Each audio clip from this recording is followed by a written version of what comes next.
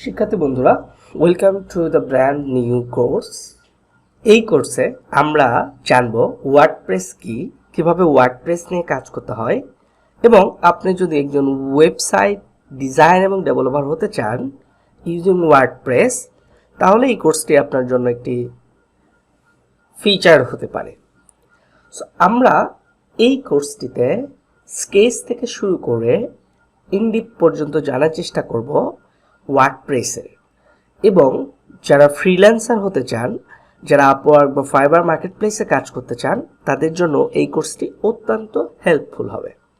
এই কোর্সটি আপনারা পাবেন আমাদের ওয়েবসাইট জিনিয়াস আইটি ইনস্টিটিউট এবং আমার official YouTube channel engineer Roman সরকারে।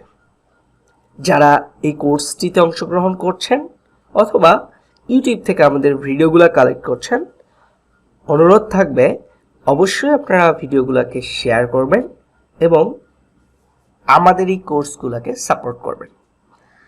আজকের এই প্রথম ক্লাসে আমি আপনাদেরকে প্রথমে জানাচ্ছি যে এই ওয়ার্ডপ্রেস জিনিসটা কি, কিভাবে কাজ করে, আপনি কিভাবে এটা নিয়ে সহজেই একজন ডিজাইনার অথবা ডেভেলপার হিসেবে কাজ করতে পারেন। তার জন্য প্রথমে আমাদেরকে কিছু থিওরিটিক্যাল বিষয় বুঝতে হবে। আমরা শুরুতেই একটি ড্যাশবোর্ড নিচ্ছি এবং এইখানে আমরা এটা বোঝার চেষ্টা করব। পৃথিবীতে এরকম অনেক সিএমএস রয়েছে যেগুলোকে বলা হচ্ছে কন্টেন্ট ম্যানেজমেন্ট সিস্টেম। অর্থাৎ ফর এক্সাম্পল, আমি একটি ওয়েবসাইট তৈরি করতে চাই ABCDEFG।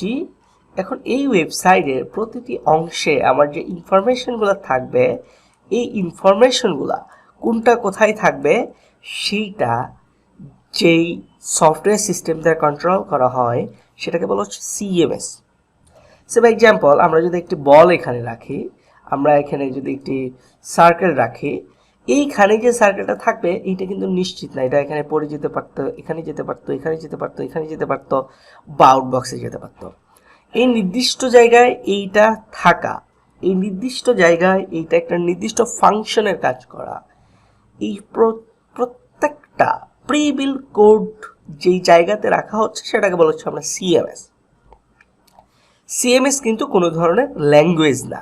যেমন ধরুন PHP একটা ল্যাঙ্গুয়েজ, HTML একটি হাইপারটেক্সট ল্যাঙ্গুয়েজ, সি একটি ল্যাঙ্গুয়েজ, জাভা একটি ল্যাঙ্গুয়েজ, কিন্তু সিএমএসগুলা কোনো একটি নির্দিষ্ট ল্যাঙ্গুয়েজে প্রিবিল্ড একটা সফটওয়্যার। অর্থাৎ আমরা যখন একটা ওয়েবসাইট ডিজাইন বা ডেভেলপ করতে যাব, তার পূর্বে একটা সম্পূর্ণ প্যাকেজ তৈরি করে যেই প্ল্যাটফর্ম রাখে তাদেরকে সিএমএস বলা হয়। তাহলে আমরা যে ওয়ার্ডপ্রেস নিয়ে কথা বলছি, সে ওয়ার্ডপ্রেস বেসিক্যালি একটি সিএমএস। এর মানে দাঁড়াচ্ছে যে ওয়ার্ডপ্রেসে প্রিবিল্ড কিছু জিনিস থাকবেই, যে জিনিসগুলো নিয়ে আমরা কি করতে পারি, কাজ করতে পারি। তো ওয়ার্ডপ্রেসে প্রিবিল্ড কি থাকে? ওয়ার্ডপ্রেসে প্রিবিল্ড দুটি জিনিস থাকে। এই দুটি জিনিস অবশ্যই আপনারা লিখে রাখবেন, এটা আপনাদের পরবর্তীতে কাজে লাগবে। ওয়ার্ডপ্রেসে যে দুটি জিনিস থাকে, একটিকে আমরা বলছি থিম, একটিকে আমরা বলছি প্লাগইন যারা তৈরি করে এদেরকে বলা হয় প্লাগইন ডেভেলপার। তারা একটা ইন্ডিভিজুয়াল গ্রুপ অফ পিপল যাদের শুধুমাত্র কাজ প্লাগইনকে ডেভেলপ করা। এবং থিম একটা ডিফারেন্ট একটা স্ট্রাকচার।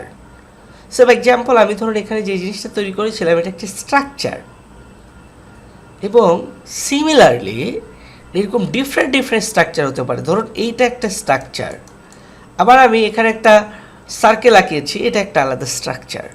এই স্ট্রাকচারটা যেই ডেভেলপাররা তৈরি করে বা ডিজাইন করে, তারা যেটা করে তারা থিম তৈরি করে বা থিম ডেভেলপ করে।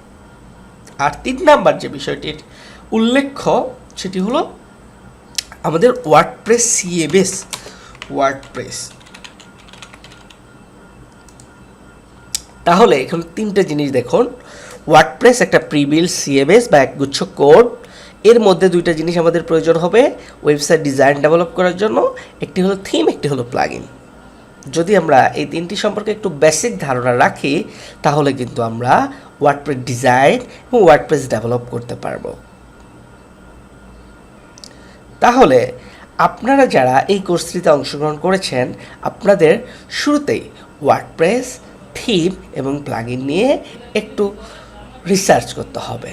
যদি আপনি রিসার্চ করেন খুব সহজেই জানতে পারবেন ওয়ার্ডপ্রেস কি, ওয়ার্ডপ্রেস থিম কি এবং প্লাগইন কি। আজকের ক্লাসটি আমরা এখানে শেষ করছি। নেক্সট ক্লাসে আমরা ওয়ার্ডপ্রেস সম্পর্কে আরও বিস্তারিত জানব। যারা এই কোর্সটিতে অংশ করেছেন তারা অবশ্যই কোর্সটি শেয়ার করবেন, ভিডিওটি যারা দেখেছেন তারা ভিডিওটি শেয়ার করবেন। ধন্যবাদ সকলকে, সবাই ভালো থাকবেন।